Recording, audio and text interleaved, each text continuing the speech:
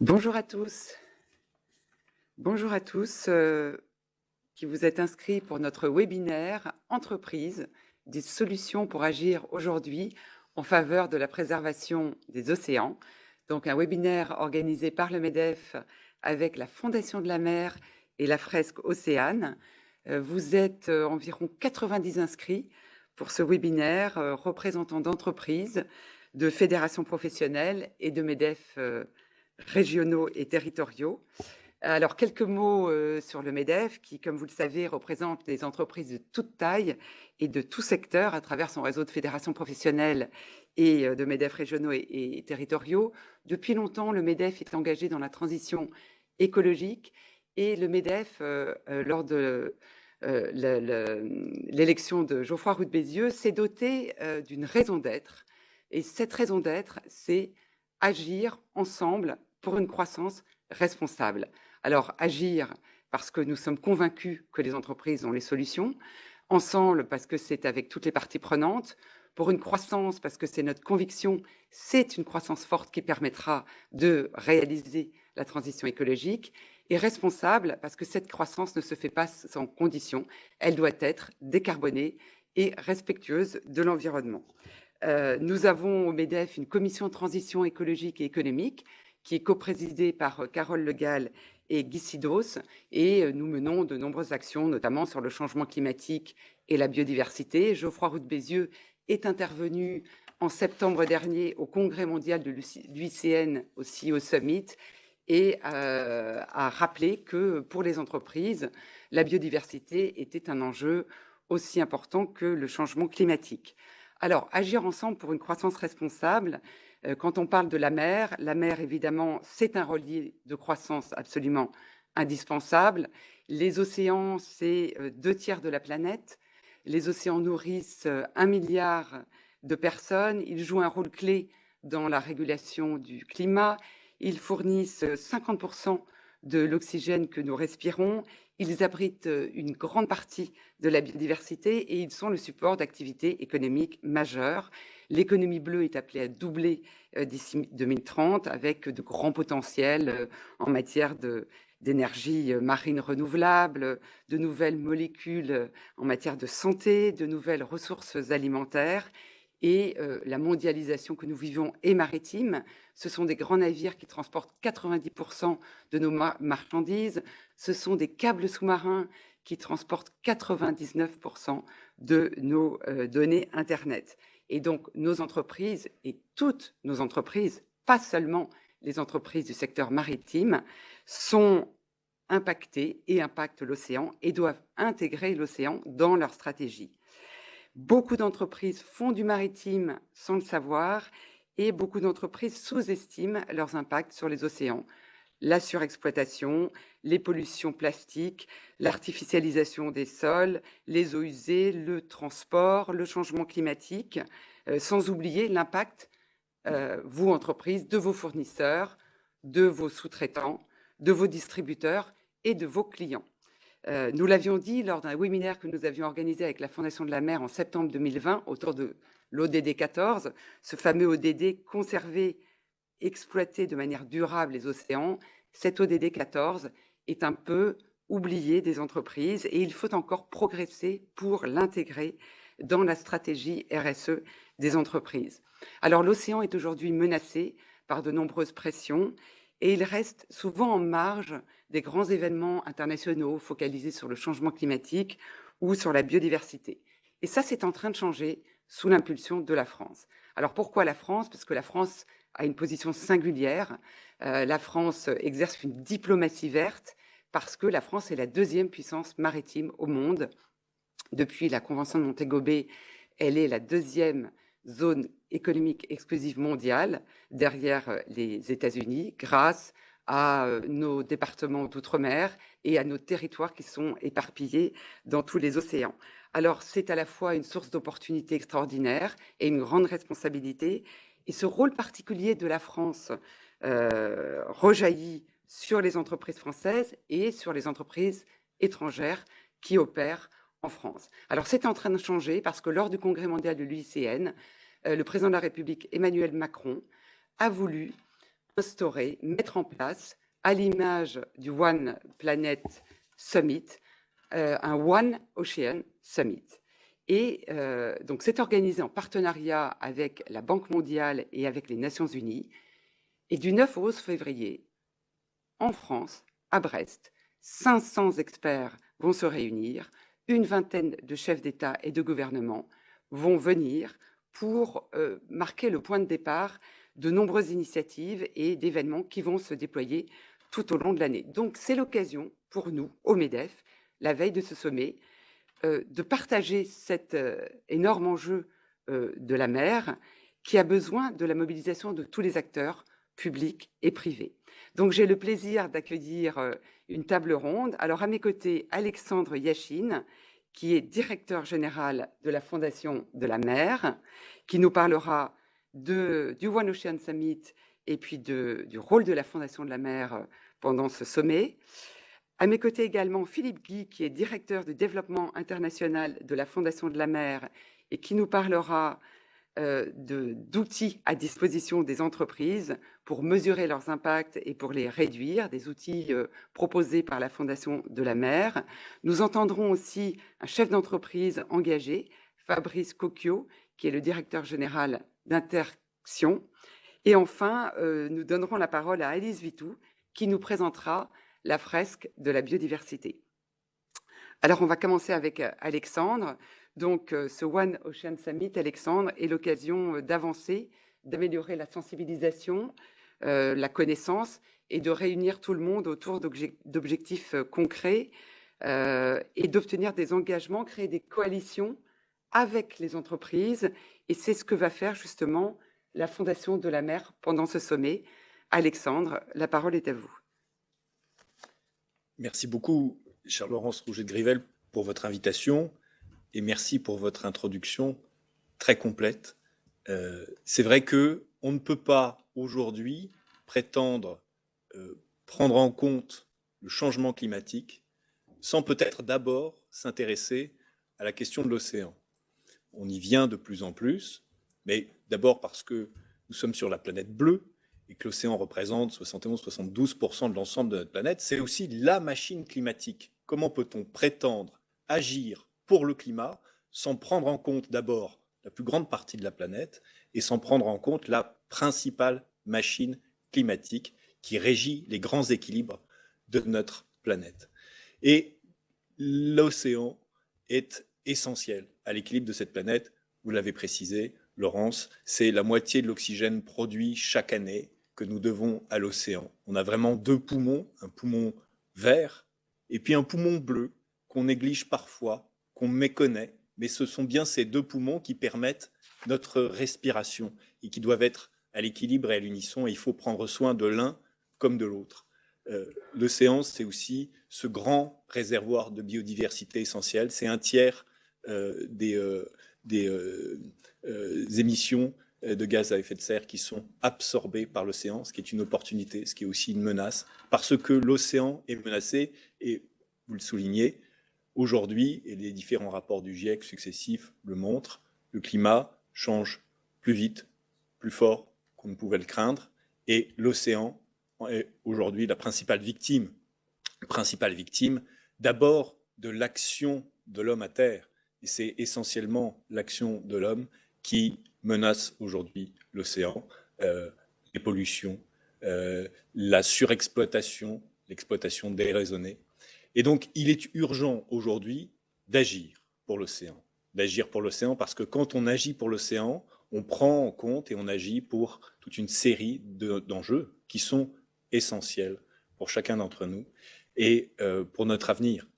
Alors, l'année 2022, c'est l'année bleue. C'est l'année de l'océan.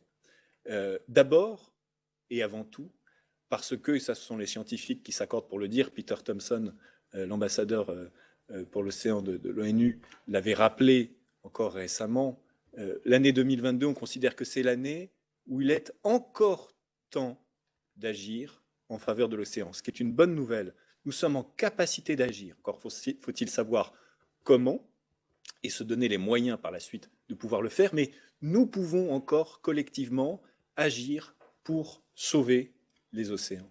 C'est aussi une année qui est essentielle parce qu'il y a un agenda qui est extrêmement nourri de grands événements internationaux dédiés à l'océan. Et c'est dans ce contexte-là que le président de la République, Emmanuel Macron, a souhaité créer le One Ocean Summit, qui va avoir lieu donc à Brest du 9 au 11 février. En déplacement à Marseille au mois de septembre, il avait annoncé la création de cet événement qui initialement devait être en décembre, et puis il a été décidé de le décaler en février. La raison principale de cela, c'est que le président souhaitait vraiment inscrire cette démarche dans le cadre de la présidence française de l'Union européenne. Et vous citiez très justement, Laurence, le fait que la France détient le second espace maritime au monde, plus de 11 millions de kilomètres carrés.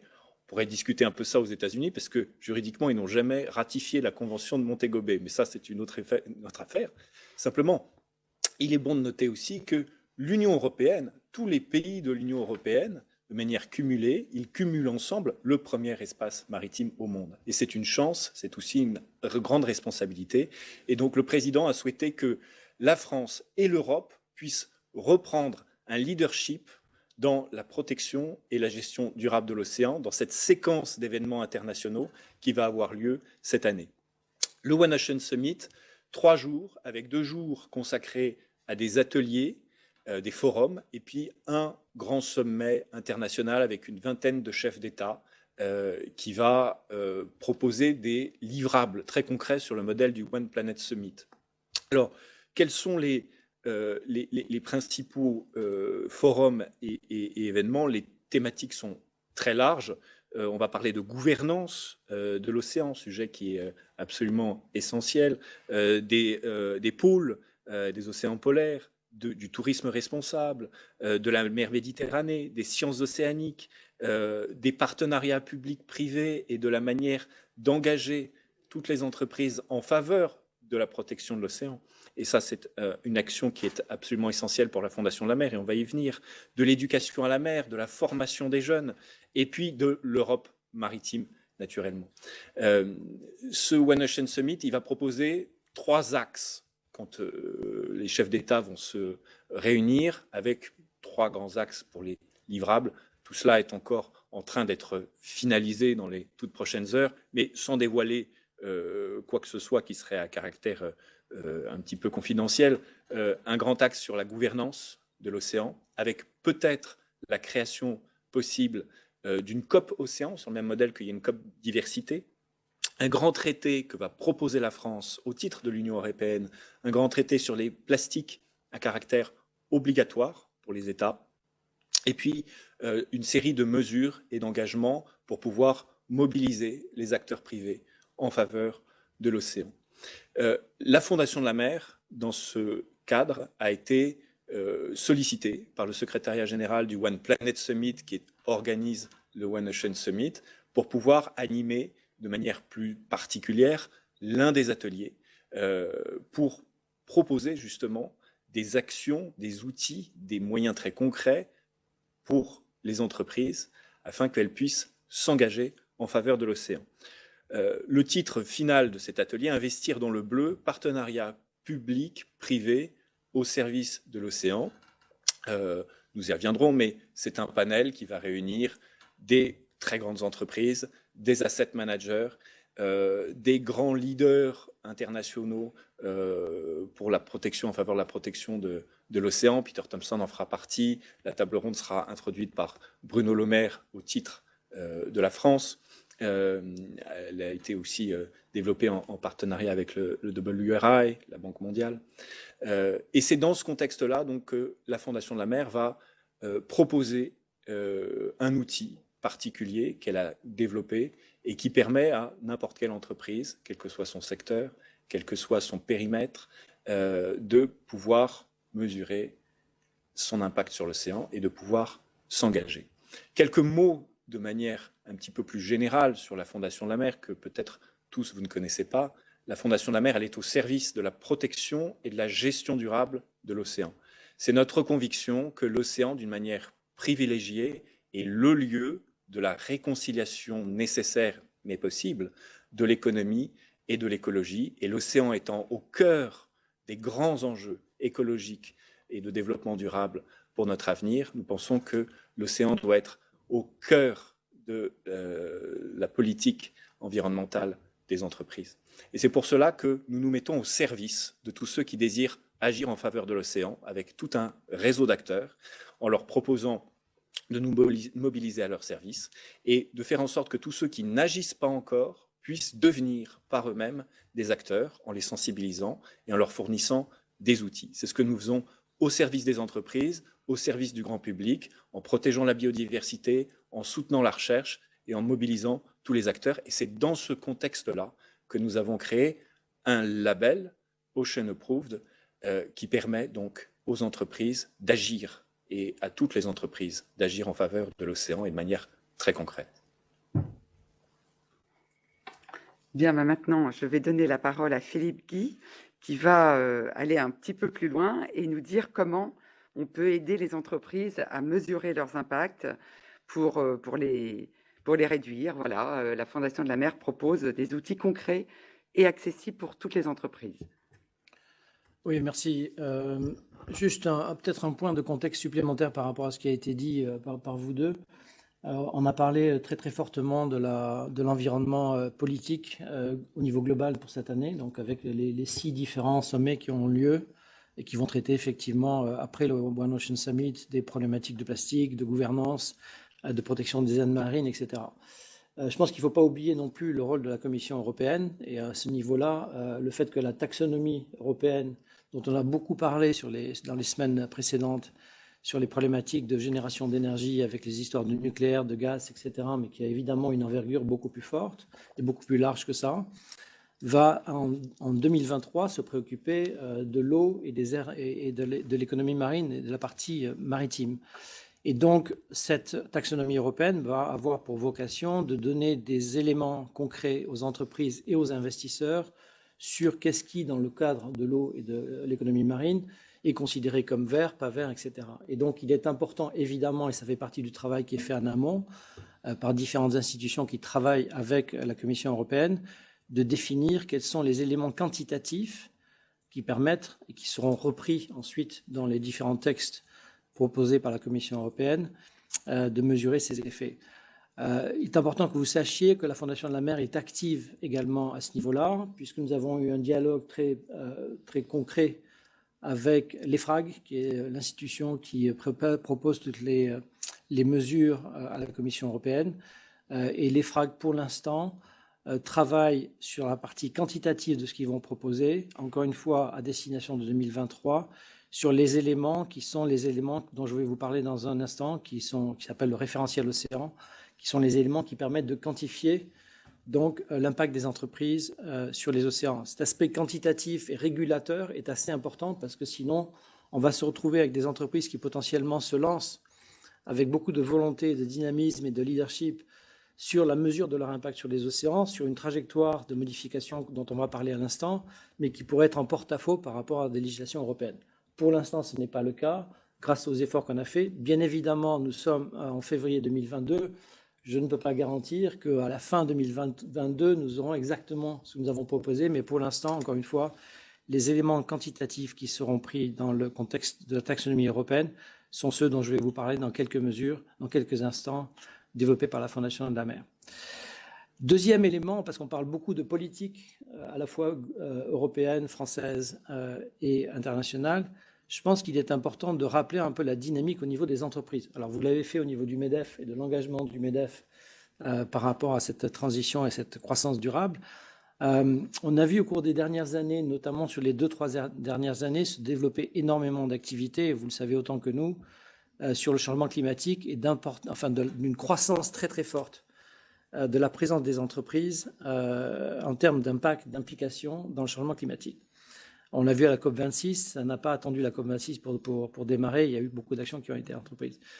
Et je voudrais insister 2 minutes là-dessus avant de rentrer dans le détail, parce que c'est important de comprendre que la raison pour laquelle nous sommes là aujourd'hui, pour vous parler des outils de mesure et du process proposé par la Fondation de la Mer, s'inscrit pas simplement dans un contexte politique au niveau global, européen ou français, mais dans un contexte économique également. Je vais vous citer simplement, il y a plein de coalitions qui sont mises en place de nature globale sur le changement climatique, certaines dans le domaine de la mode. On a parlé de Kering tout à l'heure, à l'initiative de son CEO.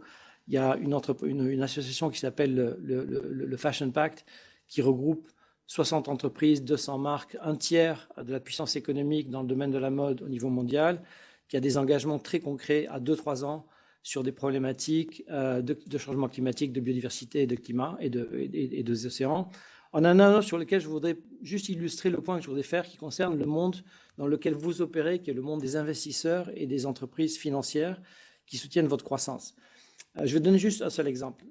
Une organisation qui s'appelle le Net Zero Banking Alliance regroupe une cinquantaine de banques au niveau mondial, parmi les plus grandes. On a cité Bank of America, Morgan Stanley est là, Standard & Chartered et plein d'autres, dont certaines banques françaises, qui ont mis en place depuis 2020-2021 un processus qui ressemble très très fort, pour ceux qui y adhèrent, à un entonnoir. Et quand je dis un entonnoir, ça veut dire un entonnoir avec des pentes glissantes.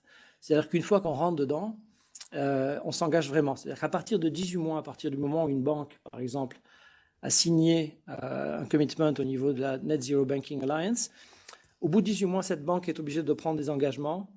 Initialement, c'était prévu pour que ce soit à l'horizon 2050, et maintenant, on est en train de passer à un horizon 2030, voire 2025, en termes de quelles sont les politiques qui vont être mises en place par cette banque par rapport à leurs investissements ou par rapport aux prêts qu'ils possèdent et qu'ils prêtent aux banques pour changer la nature de ces prêts en décarbonant l'économie.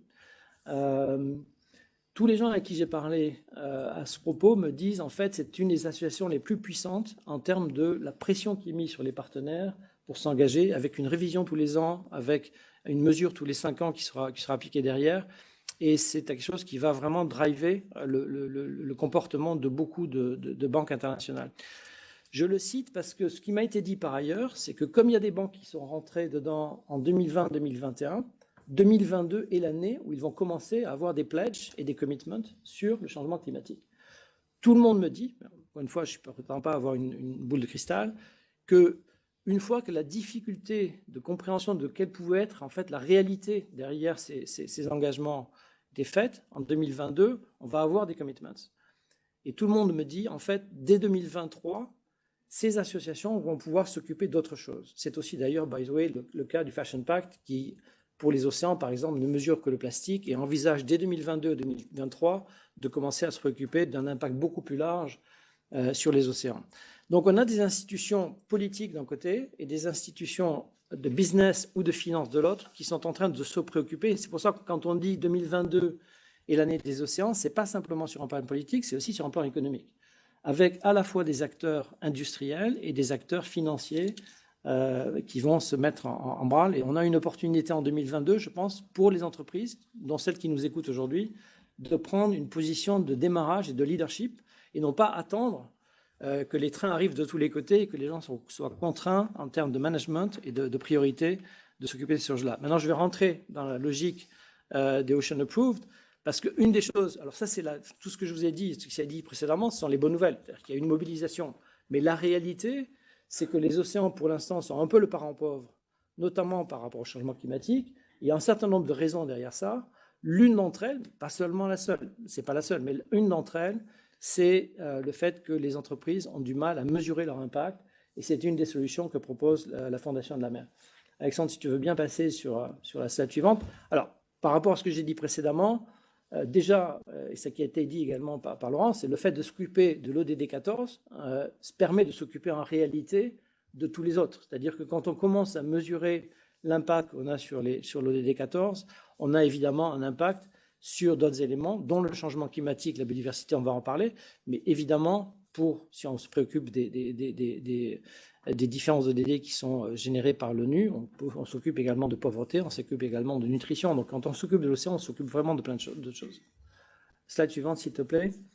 Ce que je disais précédemment, c'est qu'effectivement, une des raisons pour lesquelles, et c'est évidemment pas la seule, les océans sont un petit peu oubliés par les entreprises, et vous avez l'information sur la slide que je présente, effectivement qui met en relatif la communication qui est faite sur le D14 par rapport aux autres. Ça, c'est une étude qui avait été faite par PwC en 2020.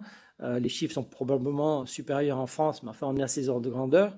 C'est systématiquement parce que, effectivement, les entreprises ne comprennent pas soit leur impact sur les océans, parce qu'ils considèrent que les océans c'est le champ maritime, comme vous l'avez dit, donc ça ne les concerne pas, soit parce qu'ils ne savent pas comment mesurer. Donc c'est l'enjeu sur lequel s'est penchée la Fondation de la mer et a développé des outils pour ça. Donc passons sur la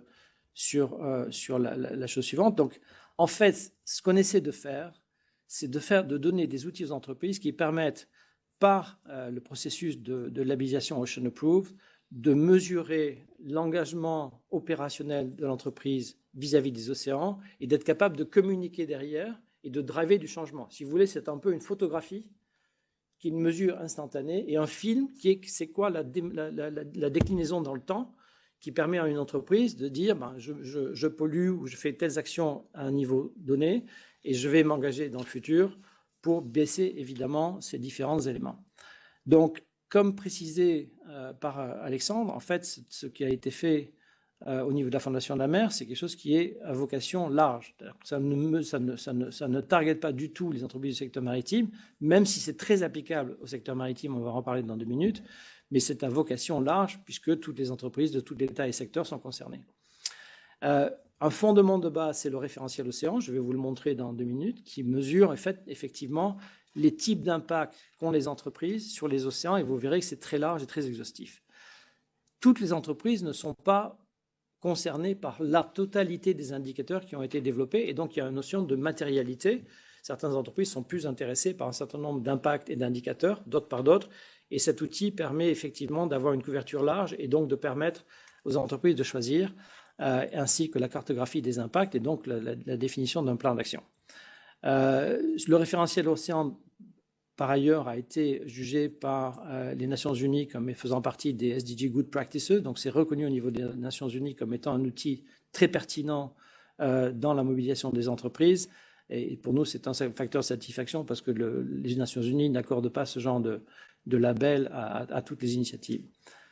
Passons sur la page suivante, s'il te plaît. Donc, le référentiel océan auquel je faisais référence a 3 types d'interactions. Tout ce qui est, en fait, ce que contribue une entreprise vers les océans, ce que retire une entreprise des océans, et ensuite des sujets transverses qui sont comment les océans sont intégrés dans sa stratégie, sa gouvernance, etc.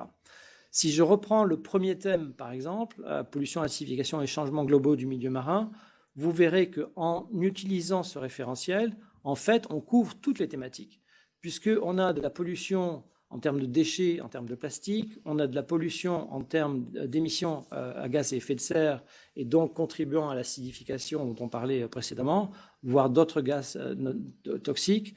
On a des contributions qui sont sur le bruit, la température, la lumière et autres impacts. Et on a bien sûr toute la pollution chimique, que ce soit des métaux lourds, des acidifiants, des hydrocarbures.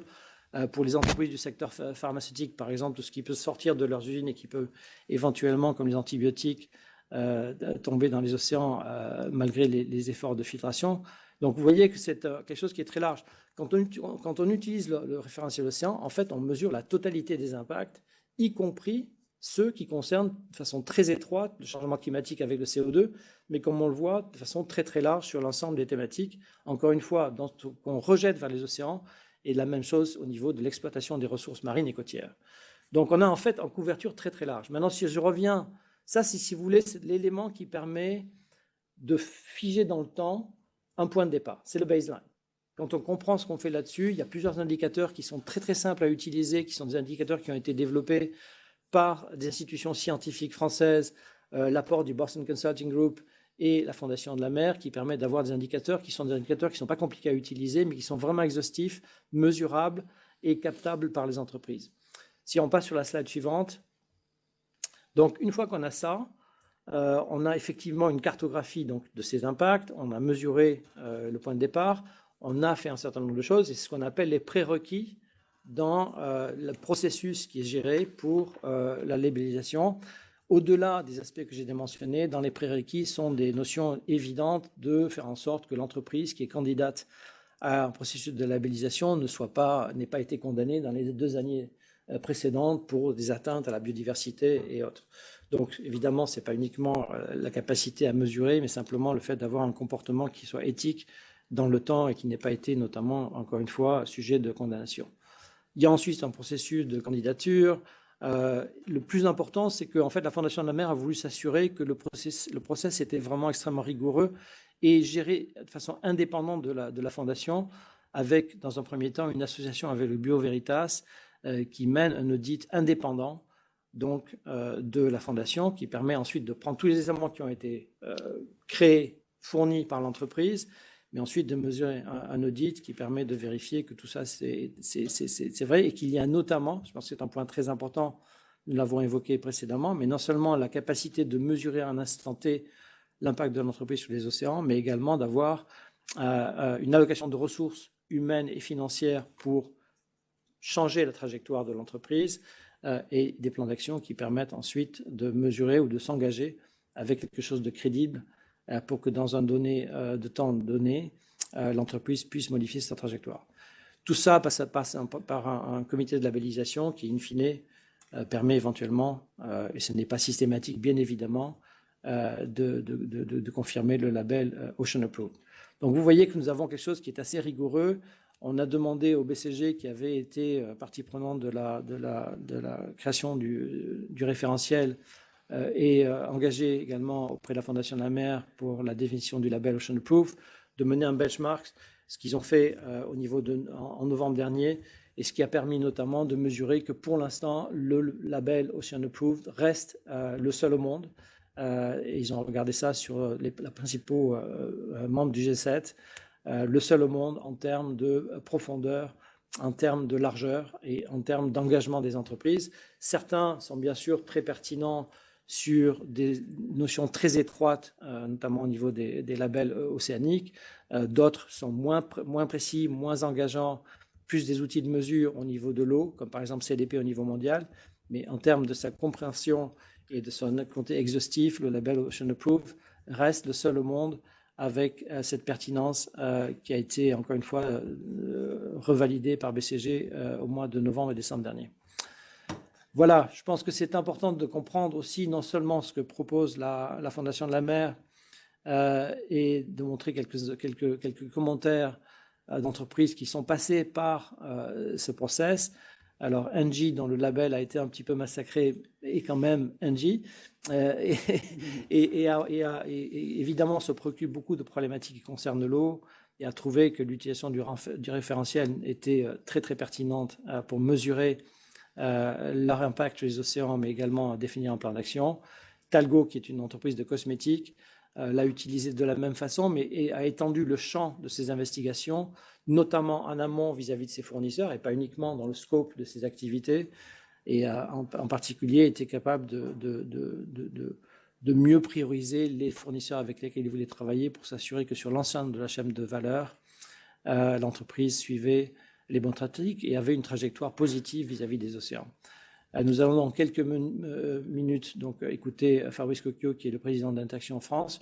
Je voudrais simplement dire que la démarche que nous avons et les entreprises que nous montrons sont françaises à titre d'illustration, mais nous sommes en discussion à ce stade, non seulement avec l'EFRAG et la Commission européenne pour la quantification dont je vous parlais dans le cadre de la taxonomie européenne, mais avec plein d'alliances au niveau global, dont le Fashion Pact, par exemple, pour pouvoir potentiellement utiliser ce processus pour aller au-delà de ce qu'ils ont déjà engagé dans un cadre d'un changement climatique. Je vous remercie. On va passer maintenant la vidéo du directeur général d'Interaction. Interaction France est particulièrement fière d'être le premier labellisé Ocean Approved. Ocean Approved qui fut lancé en juin 2021 par la Fondation de la mer avec l'appui du ministère de la mer, cherche à distinguer les entreprises ayant pris conscience de leur impact sur l'océan. La mer absorbe un quart du CO2 émis par les activités humaines et sa préservation est bien évidemment un enjeu majeur pour la protection de notre environnement et bien sûr le réchauffement climatique. Interaction en a pris conscience, nous sommes un des acteurs majeurs des infrastructures numériques. Interaction France est le premier acteur de data center en France avec des hubs de data center à Paris et à Marseille. Premier également en Europe, premier dans le monde au sein du groupe Digital Realty. Nous opérons un petit peu plus de 290 data centers à travers le monde et notre métier consiste à concevoir, construire et surtout opérer 24 heures sur 24 des data centers dans lesquels sont placées les plateformes informatiques et télécoms de nos clients grands acteurs des télécoms, du numérique, les GAFA, les entreprises, les services publics français. Et notre impact est majeur puisque nous sommes des gros consommateurs d'électricité. C'est pour cela que depuis des années déjà, Interaction France est rentrée dans une politique très volontaire. Nous sommes devenus neutres au niveau de la contribution carbone depuis décembre 2020, avec un impact très mesuré, 2135 tonnes de carbone uniquement, en étant le premier acteur français. Dans ce cadre-là, notre politique globale vis-à-vis de l'environnement va au-delà de la contribution neutre au carbone sur les scopes 1 et 2, et notamment, nous étions intéressés par ce label Océan Approved. En décembre 2020, nous avions, avec toutes les équipes Interaction, participé au webinar du Global Compact sur les enjeux de l'océan. Et nous avions noté, puisque nous étions adhérents depuis 2017 au Global Compact, que finalement peu d'entreprises intégraient dans leur dimension RSE cette dimension de l'impact sur les océans. C'était une véritable opportunité pour Interaction, à la fois pour se démarquer d'un certain nombre d'entreprises et intégrer cette fameuse ODD 14, mais également sensibiliser toutes nos parties prenantes et même faire partie du pilote pour le label Océan Approved.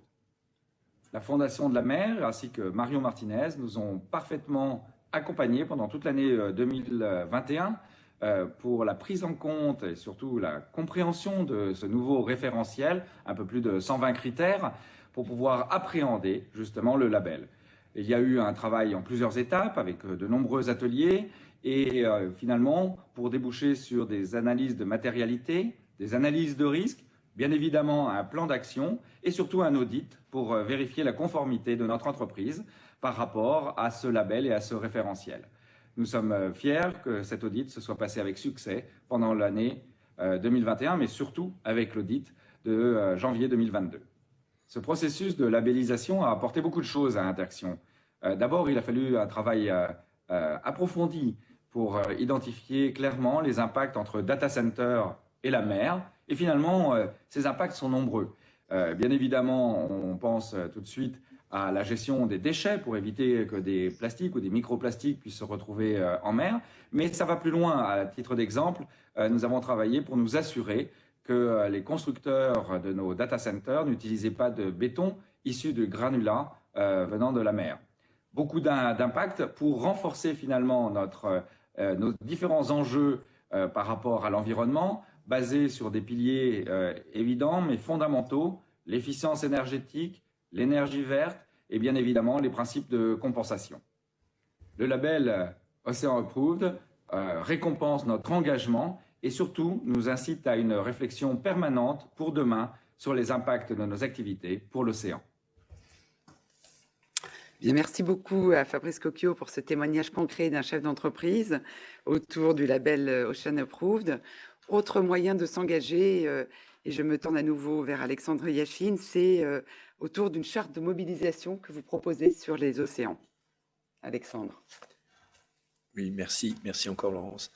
Vous l'avez compris, ce que cherche à faire la Fondation de la Mer, le cœur même de notre démarche, c'est ce qu'on pourrait qualifié, pardon l'anglicisme, du name and shine. C'est-à-dire qu'on veut créer un mouvement positif, identifier ce qui se fait de bien, le valoriser et pour pouvoir par la suite le généraliser. Toutes les entreprises ont un lien à l'océan. Ce lien, il est souvent encore méconnu. Et pourtant, de très nombreuses entreprises, sans le savoir, agissent déjà en faveur de l'océan. Et on a vu l'interaction entre les différentes ODD et ont cette capacité à se mobiliser davantage en réalisant leur lien à l'océan, en mesurant leur impact et en pouvant par la suite se fixer des objectifs d'amélioration continue. Ça, c'est le cœur même du label, de chercher à valoriser une trajectoire positive. Peut-être pour compléter ce qui a été dit, le label est décerné pour une durée de 3 ans et avec 2 niveaux. Le niveau 1, lui, est consacré uniquement à un objectif de moyens. Le simple fait de prendre en compte son impact sur l'océan est déjà en lui-même récompensé. Mais dans cette logique de name and shine et de création d'un mouvement positif, surtout dans cette année 2022 qui, comme on l'a souligné à de nombreuses reprises, est une année qui est décisive pour l'océan et où le secteur privé, les entreprises ont une part essentielle à jouer, nous proposons à la Fondation de la mer, à la demande de certaines entreprises et à la demande de certaines fédérations, un manifeste qui est une première étape pour pouvoir s'engager. Le label lui-même, il est là pour valoriser une trajectoire. Il se fonde sur le référentiel océan que nous a présenté Philippe, qui est la traduction opérationnelle de l'ODD 14. Il y a eu un travail remarquable qui a été fait, vous l'avez compris, qui ne crée pas de nouveaux indicateurs, mais qui, en fonctionnant comme un agrégateur d'indicateurs sur lesquels, la plupart du temps, l'entreprise reporte déjà, permet de raconter l'histoire de l'entreprise avec l'océan.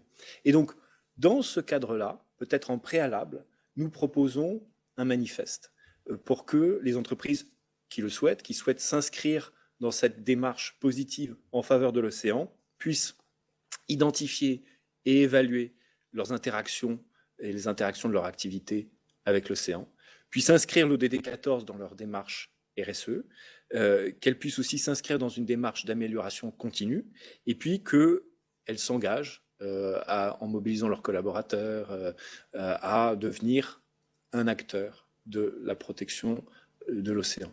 Ce manifeste, il a été diffusé en amont du One Ocean Summit, un certain nombre d'entreprises, à des fédérations. Il est à la disposition de chacun d'entre vous, de tous ceux qui souhaiteraient pouvoir prendre cette première étape pour pouvoir agir en faveur de l'océan.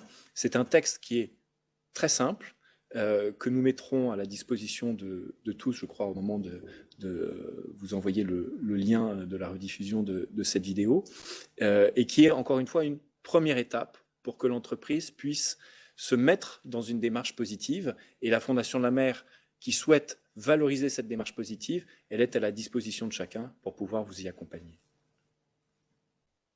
Merci beaucoup Alexandre. Oui, en effet, c'est un outil important qui est à la fois pour les entreprises et puis pour les fédérations professionnelles, membres du MEDEF. D'ailleurs, certaines sont en train d'y adhérer. Donc, on sera amené à vous en reparler.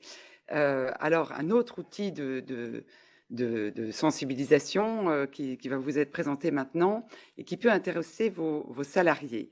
Lors de la REF 2021, nous avions fait des ateliers avec la fresque pour le climat et ça avait eu beaucoup de succès, si bien qu'on a tout de suite été intéressé quand la Fondation de la mer, vous nous avez proposé de faire appel à la Fondation Océane.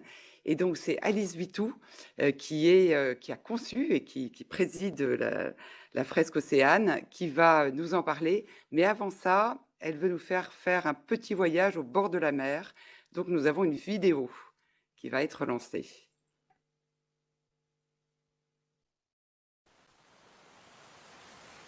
Bonjour, je suis Laetitia Chédru, je suis animatrice de la Fresque Océane. C'est une association qui a été créée par Alice Vitou et qui est implantée à Rennes, mais qui rayonne sur toute la Bretagne, la France et même au-delà. La Fresque Océane, c'est un atelier ludique et collaboratif qui a été créé en 2019 et qui est basé sur un jeu d'une centaine de cartes. Toutes les données sont issues de différentes études scientifiques et on y parle de biodiversité marine, de l'impact de la pêche ou des industries maritimes. On y fait le lien entre le dérèglement climatique et l'océan et aussi le lien entre nos activités sur Terre et la pollution qu'on va trouver en mer. Et aujourd'hui, on est 35 animateurs à animer cette fresque sur tout le territoire. L'objectif de la Fresque Océane, c'est de porter la voix de l'océan, de reconnecter chaque citoyen à l'écosystème marin. L'océan, c'est l'origine de la vie. Il est important de prendre conscience des enjeux de préservation de cet écosystème et de prendre conscience de tout l'aspect systémique qui nous relie à lui. Je me suis lancée dans la Fresque Océane parce que j'ai été emballée par la passion qui animait Alice, la créatrice du jeu, auprès de l'océan. Et elle a réussi à m'embarquer, moi, comme les autres animateurs, dans cette aventure. Et elle a réussi à assembler un collectif de passionnés de l'océan. C'est ce qui nous lie et c'est ce qui nous donne envie d'aller plus loin aujourd'hui avec ce beau projet.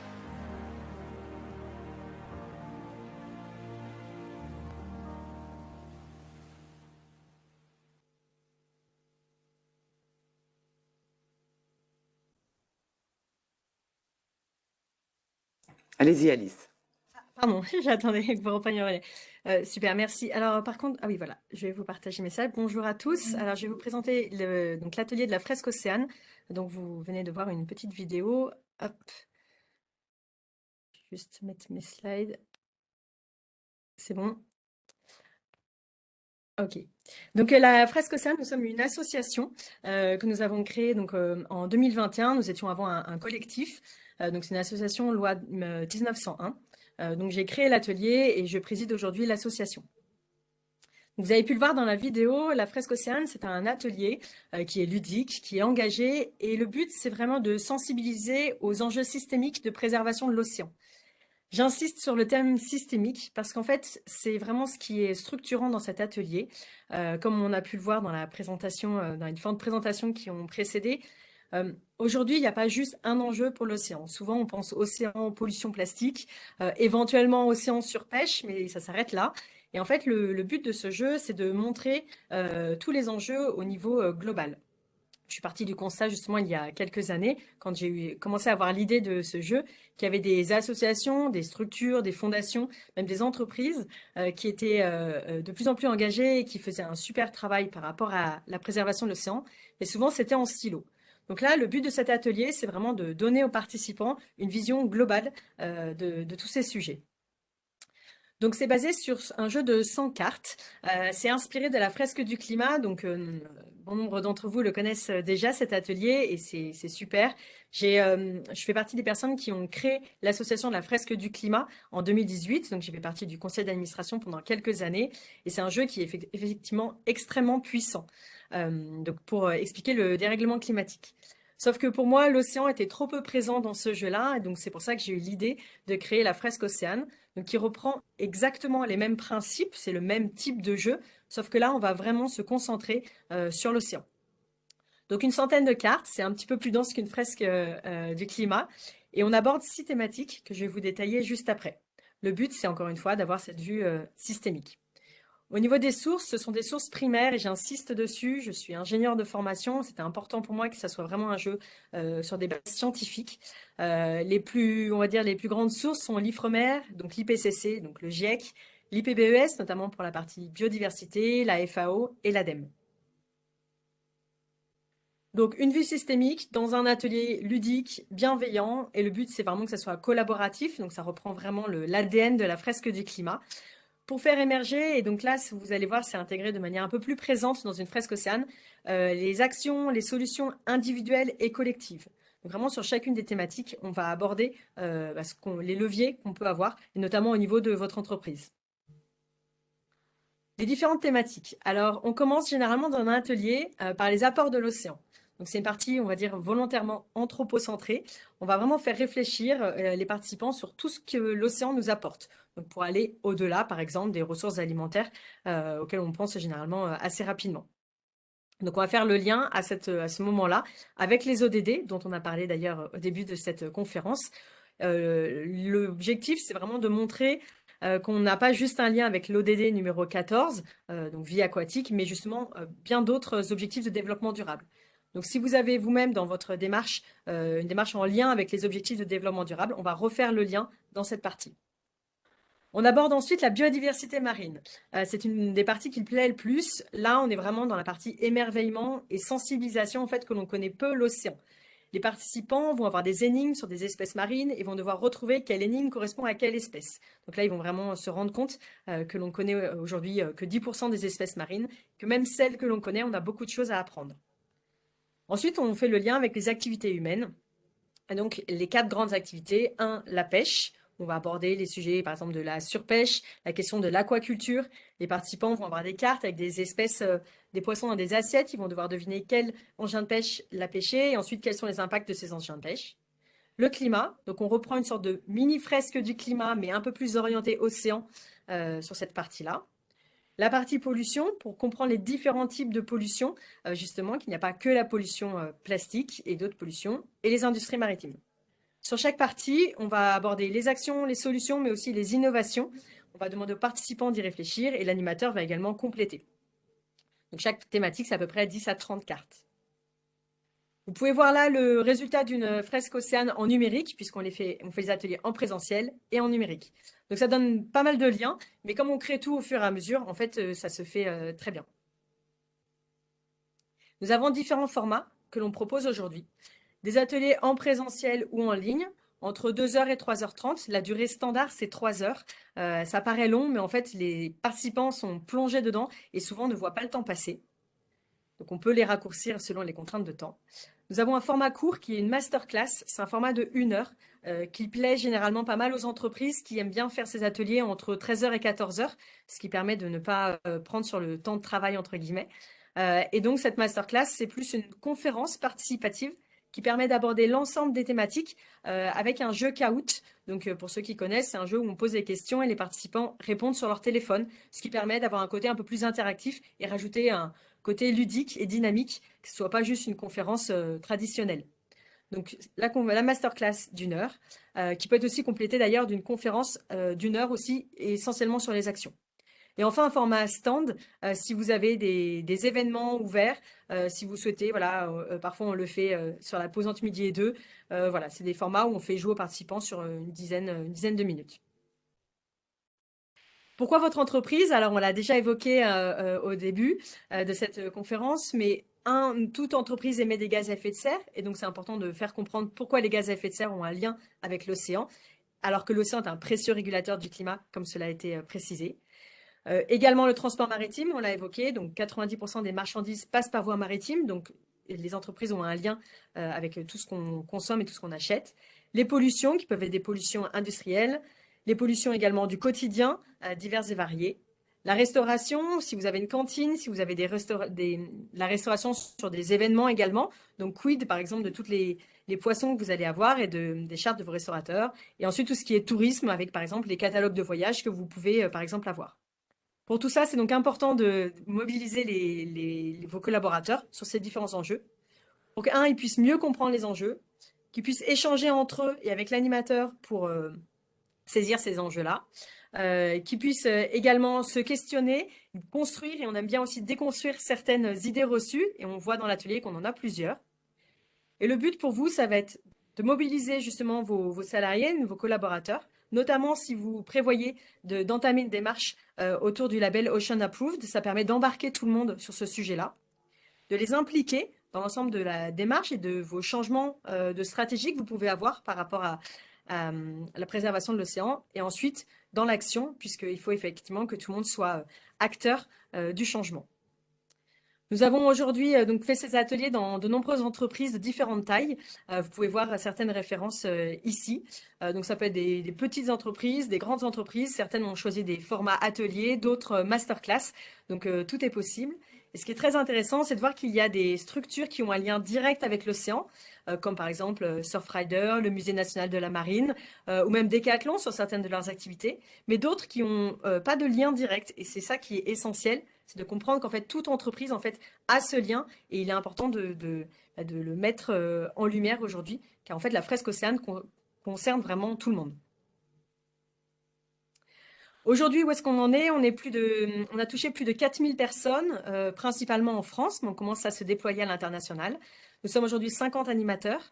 Nous avons gagné plusieurs prix en 2021, dont le prix Écovisionnaire Femmes de Bretagne, qui a permis de faire notamment la vidéo que vous avez vue en introduction. Le prix Explore des aventuriers de la mer en 2021 également. Nous avons eu l'opportunité de faire un TEDx, donc, que vous pouvez voir sur les réseaux sociaux, le TEDx de Paris-Saclay.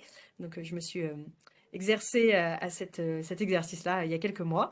Et enfin, nous participons à un maximum de podcasts, tables rondes, conférences au titre de notre association pour justement diffuser un maximum ces enjeux-là. Donc la fresque océane, pour conclure, ça peut rentrer dans votre démarche RSE, RH, c'est un très bon outil de team building et ça permet justement d'accompagner tout ce qui est conduite du changement. Nous démarrons également des consultations citoyennes. Nous travaillons notamment avec la DREAL de Normandie, donc il y a énormément de projets dans lesquels nous pouvons nous insérer. Plusieurs animateurs de la fresque océane sont également formés au label Ocean Approved. Il y a des ponts très forts entre eux et donc avec la Fondation de la mer, nous travaillons sur ces sujets-là, puisque effectivement c'est un des leviers, la sensibilisation, qui rentre dans le référentiel Ocean Approved que nous diffusons également. Donc, notre objectif, c'est de vraiment vous convaincre que votre bureau, c'est ici, que nous avons ce lien fort avec l'océan et qu'il est donc urgent d'agir à tous les niveaux pour le préserver. Merci beaucoup Alice, merci pour votre mobilisation contagieuse. Avec Et plaisir. puis bravo pour le prix Écovisionnaire de Bretagne. Merci. Alors, on va passer aux questions. On a 7-8 minutes pour des questions. Donc, on vous invite à les poser dans le chat. Alors, on en a reçu déjà quelques-unes qui tournent autour du label Ocean Approved. Donc, je pense que c'est pour Philippe et Alexandre. Alors, quelle est la robustesse scientifique du label? Quel est le processus à suivre si mon entreprise souhaite s'engager et quelle est la durée du processus? Alors, qu'est-ce qui veut répondre? Je pense que moi je peux répondre, sinon Pascal Roudot qui anime également. Prends la parole Pascal, ça permettra Alors, la parole est à Pascal Roudot. Ça permettra de te présenter et ensuite de Oui. répondre. Oui, bonjour Pascal Roudot de la Fondation de la Mer. Donc, la robustesse scientifique du label, elle existe. Pourquoi? Puisque nous avons un conseil scientifique et technique qui est constitué de 10 éminents spécialistes de l'océan. Donc, le référentiel dont vous a parlé Philippe et le label s'appuient sur une analyse scientifique de ce comité. Tous les éléments, tous les leviers d'action ont été validés par le conseil scientifique. C'est-à-dire que ce n'est pas la fondation qui a pris des éléments, mais tout a bien été analysé et ce qui permet à notre label d'avoir une solidité, une robustesse scientifique. Et notre conseil scientifique peut être amené à nous demander d'évoluer notre référentiel ou notre label en fonction d'évolutions réglementaires ou autres. Donc, pour le processus de labellisation, alors le processus de labellisation, comme l'expliquait Philippe, il procède de prérequis qui est déjà une prise en compte du référentiel avec l'identification des impacts, définition des plans d'action. Donc là, l'entreprise peut faire appel, comme on le disait tout à l'heure, à un réseau de consultants. Nous avons des consultants indépendants, des consultants du bureau Veritas qui vont accompagner, comme l'expliquait Fabrice Cocchio tout à l'heure dans son intervention, qui ont aidé l'entreprise à traduire ce référentiel et l'amener à la labellisation. Donc, on estime à peu près 3 mois le temps pour arriver à l'audit du bureau Veritas. Après, tout va dépendre de l'implication de l'entreprise. Et je pense que c'est effectivement une bonne chose d'avoir, de compter sur un consultant qui, lui, a toute la connaissance, une connaissance intime du référentiel, des effets de levier, et qui va pouvoir aider l'entreprise à identifier ses impacts. Si je peux me permettre de rajouter une chose par rapport à ce que tu dis, Pascal, je pense que c'est très important de comprendre que notre objectif et l'objectif des entreprises qui s'engagent, c'est de changer leur impact sur les océans. Donc, ça s'inscrit dans une démarche RSE, bien sûr, mais ce n'est pas forcément que la direction RSE d'une entreprise qui doit être mobilisée. Ce sont les directions opérationnelles. Parce que quand on commence à rentrer dans le dur, de savoir qu'est-ce qu'il faut changer sur les plans d'action, bien évidemment, les directions opérationnelles, voire les directions financières doivent être impliquées. Et donc, ça permet de créer ce pont et ce lien entre la direction RSE et les directions opérationnelles, le comité exécutif essentiellement, pour s'engager. Parce que sinon, si ça ne reste qu'une vocation RSE, ça limite un peu la capacité, ça limite pas forcément la capacité à mesurer, mais ça change et ça challenge la capacité à accompagner un changement. Et c'est ça qui est vraiment important. Et c'est ce dont parle Pascal quand il parle de la mobilisation de l'entreprise. C'est toutes les directions qui doivent être impliquées, en tout cas celles qui ont un rôle à jouer dans la transition. Merci beaucoup Pascal et Philippe. En effet, c'est toute la stratégie de l'entreprise qui va être impactée. Est-ce qu'on peut se redire un petit mot sur le coût? Parce que c'est important de rappeler aux entreprises que ça concerne les entreprises de toute taille et de tout secteur et que c'est accessible, y compris aux PME. Tout à fait. Alors, Alexandre, tu peux mettre la salle en annexe, s'il te plaît, sur le coup. Voilà, je pense que, comme vous le précisiez, Laurence, c'est vraiment un label qui est très accessible. La tarification est en 2 étapes. Il y a d'abord des frais d'audit pour l'entreprise et par la suite, si l'entreprise est labellisée, une redevance annuelle, le montant est de 5 pour 100 000 du chiffre d'affaires, mais avec un plancher et un plafond. Le plancher est à 1 500 € et le plafond à 12 000 €. C'est 50 000 € pour une redevance annuelle d'organisation multi-activités. Un grand groupe de luxe, par exemple, avec la Cosmeto, etc., pourrait être plafonné à 50 000 €. C'est en toute transparence, compte tenu du benchmark qu'on a pu faire, on est plutôt dans la moyenne basse des prix des labels qui peuvent être pratiqués. Merci beaucoup, Alexandre. C'était vraiment important de le préciser. Alors, on a encore le temps pour une dernière question. Alors, s'agit-il d'un label sectoriel? Est-il applicable aux produits? C'est Pascal qui nous répond. Oui, alors, non, comme on l'expliquait tout à l'heure, le label Océan, il est holistique. Il permet à toute entreprise de s'engager. Donc, il n'y a pas de notion de secteur. Alors, comme l'expliquait également Philippe tout à l'heure, une entreprise qui est en bordure de mer va avoir des impacts différents qu'une entreprise qui est à Clermont-Ferrand. Mais au final, chacun va pouvoir, dans les 120 références dont parlait Fabrice Cocchio tout à l'heure, piocher les impacts qui la concernent. Donc là, on n'est pas du tout dans un label sectoriel. Au contraire, on est dans un label très ouvert pour permettre à toute entreprise de pouvoir s'engager en faveur de l'océan. Et alors, non, le label n'est pas un label produit, c'est bien un label entreprise qui va engager l'entreprise sur une démarche de protection de l'océan et qui va prendre l'ensemble de sa chaîne de valeur. Donc là, on n'est pas dans un label produit, c'est vraiment sur l'ensemble de la chaîne de valeur de l'entreprise. C'est ce qui fait la force, d'ailleurs, du label Ocean Approved. Merci beaucoup. Eh bien, écoutez, c'est maintenant le temps de remercier nos intervenants et remercier également tous les participants qui ont suivi notre webinaire. Donc, un grand merci à Alexandre Yachine, à Philippe Guy, à Fabrice Cocchio, à Alice Vitou. Alors, nous avons compris que l'océan était menacé, que nous devions prendre soin de notre poumon bleu, mais qu'il n'était pas trop tard, que l'année 2022 était l'année où il était encore temps d'agir, que le One Ocean Summit va permettre la constitution de coalitions, d'engagements concrets. Les États vont s'engager, mais tous les acteurs, donc ce sera en lien avec, bien entendu, le verdissement du transport maritime, mais avec tous les acteurs privés, les ONG, les chercheurs. Donc, il faut réunir toutes les parties prenantes, développer une intelligence collaborative de tous les secteurs économiques. Et Philippe nous l'a bien rappelé, attention à la mobilisation de la finance. Des outils concrets existent, de la sensibilisation des salariés. Merci Alice avec la fresque Océane, à l'engagement par la signature d'un manifeste proposé par la Fondation de la mer ou en allant beaucoup plus loin en passant par le label Ocean Approved. Grâce à vous, merci les intervenants. Nous serons très attentifs dans les jours qui viennent aux événements qui vont se dérouler lors du One Ocean Summit.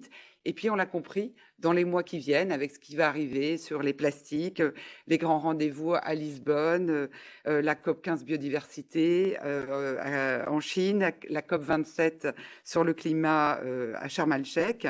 Nous vous donnons aussi, nous, MEDEF, rendez-vous à la REF 2022, qui se tiendra comme tous les ans à la fin du mois d'août et qui portera sur les nouveaux modèles de croissance. Et bien entendu, nous parlerons de la croissance bleue et nous vous donnons rendez-vous aussi en 2023 pour un nouveau webinaire sur l'océan avec la Fondation de la mer. Je remercie donc toute l'équipe de la Fondation de la mer, les intervenants, Alice Vitou, et puis l'équipe événementielle du MEDEF, en particulier Stéphane Grand et Mylène Despierres. Merci à tous et à bientôt.